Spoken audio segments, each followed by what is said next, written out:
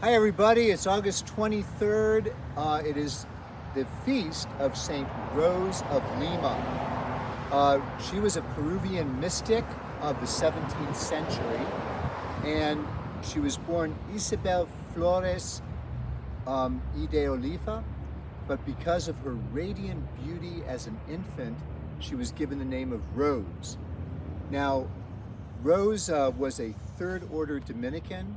That means a lay Dominican, and so she lived in a hermitage in her family's garden, and she led a very balanced life. Not only did she lead a life of penance and solitude, but she also was active in reaching out to the homeless and the elderly and the sick.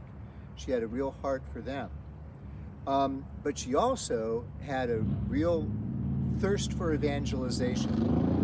But the cultural times kind of inhibited her in that. She desired ardently to go out and evangelize the Indians in Peru, some of whom were very savage.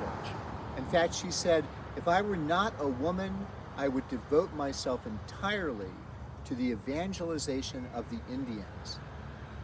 So she had a real heart for the salvation of souls, which she really showed by the activities of her life, as I said, as she reached out to the homeless and the elderly and the sick. St. Rose also reminds us of this.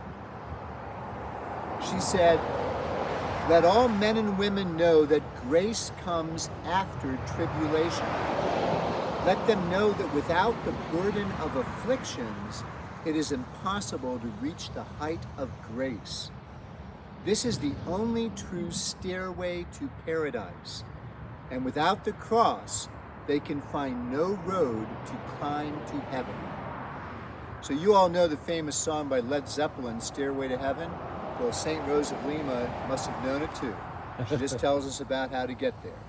So St. Rose is the patroness of the Philippines and of South America, but she's also the patron of florists and gardeners.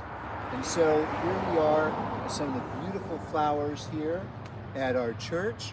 I think these are maintained by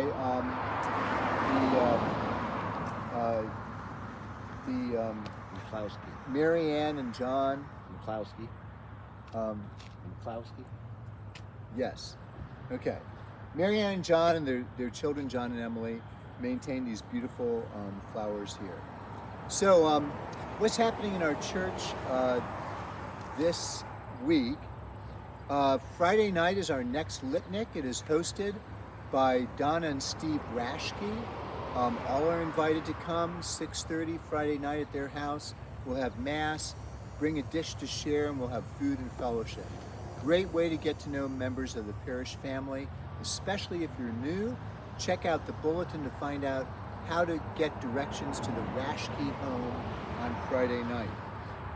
Saturday night after Mass, we have our town hall meeting in which you will hear about some of the results of our synodal consultations that we did a few months ago, and everybody can participate even if they didn't participate in that. We'll have refreshments, and we will also welcome our new deacon, Deacon Jose Melendez, who is going to make his debut liturgically this weekend. So have a great week and peace.